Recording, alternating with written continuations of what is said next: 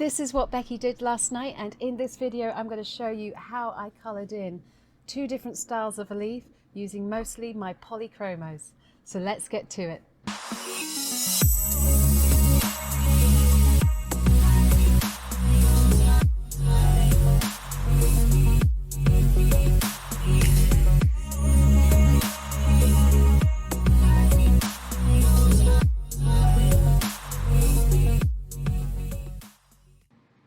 In this shot that I've just pulled up here, this picture at the front, I just wanted to show you the colour palette that I've used. So I've used number 92 from the Colour Cube collection so that I can show you how I'm using my colour palette to tie in to the leaves.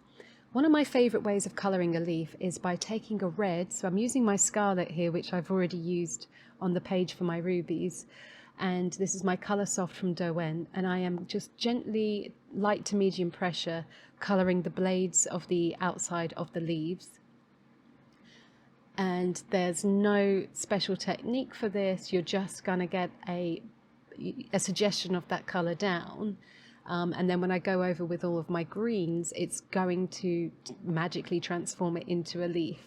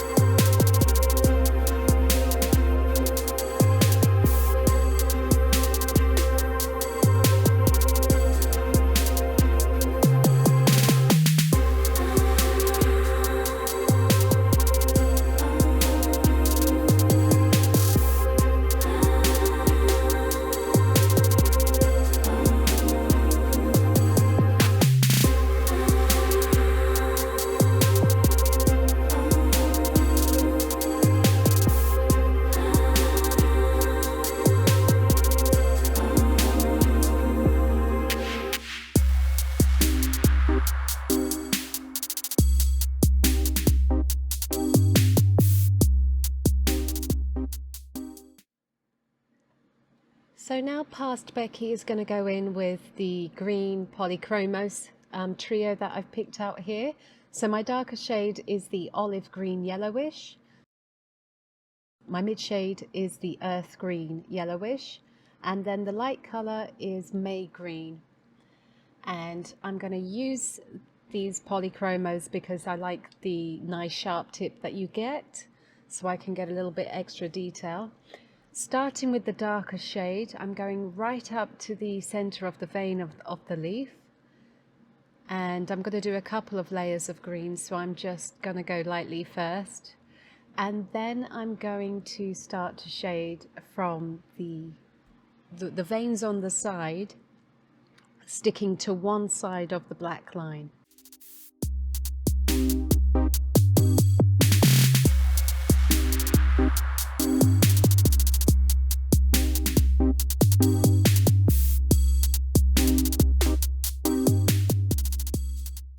And in I go with the mid shade, so the earth green Yellowish, and I'm just going slightly over what I've already done with the dark green and just blending that into that white space a little bit more. So starting at the center of the leaf and then also on each of those individual segments that Hanna Karlzon has drawn into the leaf for us.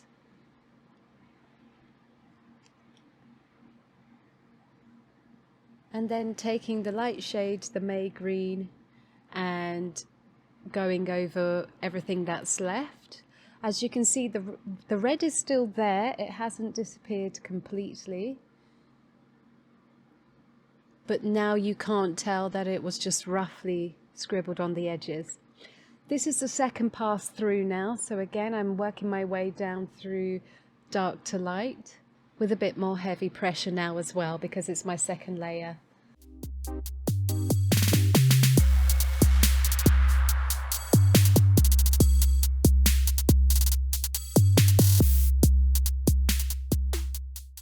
Into the mid shade, So overlapping on the dark colour and extending that out, and finally back in with the light shade.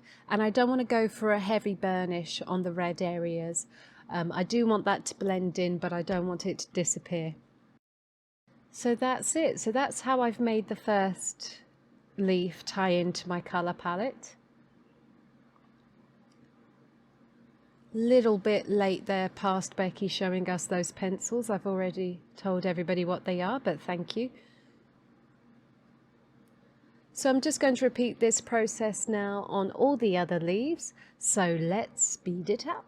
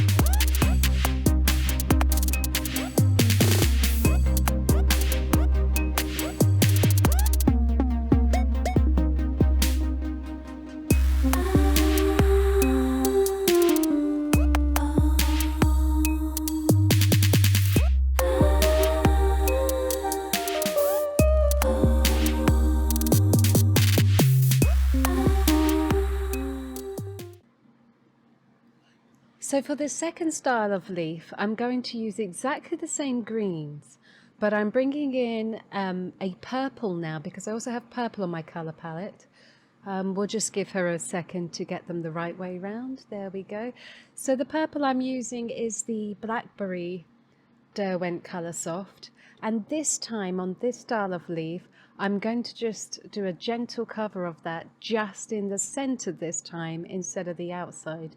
So just a little variation there will make a nice interest and really subtly tell the difference between the two types of leaves.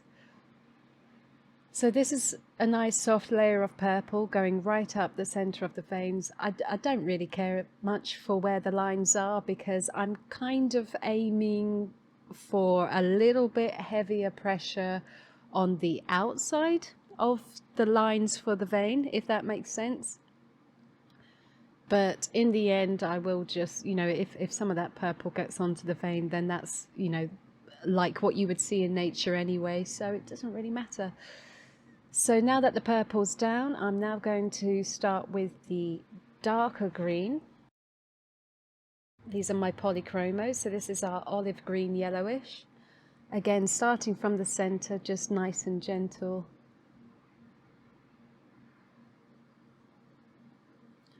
Migrating onto the mid green, which is our earth green yellowish.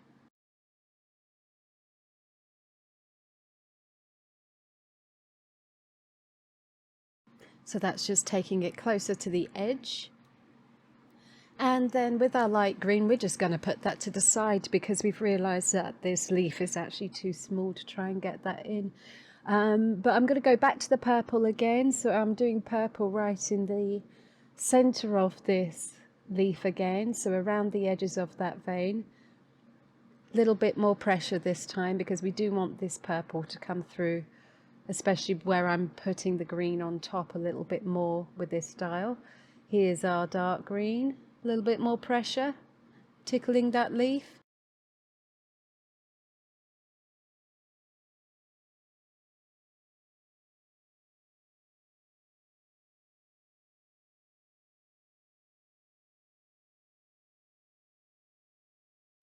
And in with the next green. Again, heavier pressure closer to the center and lightening off. I'm not going for a hard burnish on these because I quite like the natural look of having the different shading pressures. And so this process is obviously just going to be repeated on all the other leaves. And if at any point I come across a leaf that's a little bit wider, where I can get a little bit more detail in, then I will bring in that lighter green that has been discarded to the side. Also, hopefully this is a good example of how we don't have to be precious to using just one make of pencil in a colouring book. Light fast requirements don't really matter since it's going to live in a book for the rest of its life. So I'm just going for colours and softness, really. My Coloursofts are nice and soft, so they're great for blending, and softer pencils don't tend to hold a sharp enough point for fine details like hair. But the Polychromos, they are much more of a harder lead, so you get a nice sharp point on those, but you just need to be more gentle and build up the colours. But they all play together, there's no rules. And again here on these ones, because the veins were thicker, I've decided to go a little bit more in with that purple and just get some of the purple onto the vein itself, but leaving a nice centre, nice and bright.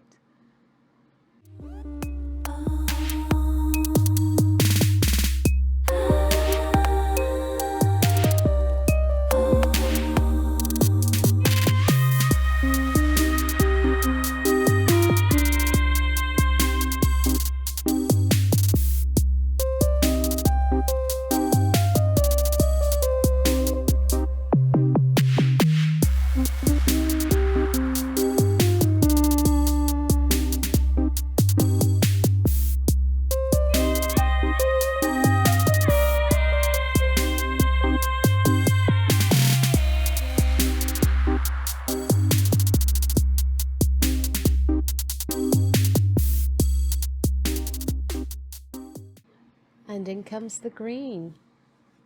So this is the second pass now with the greens. We're going to go dark to light, following the curves and the curls of the leaf. Heavy pressure lightening off as I get to the edge. And then I really like the highlight that is forming around the edge of the leaf. So with this last pencil here, I'm not going to go too hard on the edge or even make too much effort to try and get up to the edge too much, because I think it looks kind of cool as it is.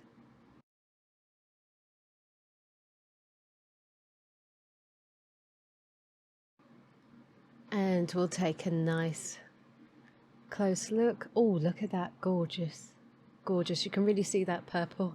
And this will make sense if you've seen the speed art video of the whole finished page. You'll see that this ties in really nicely with the colours that come in later on the butterflies and the flowers.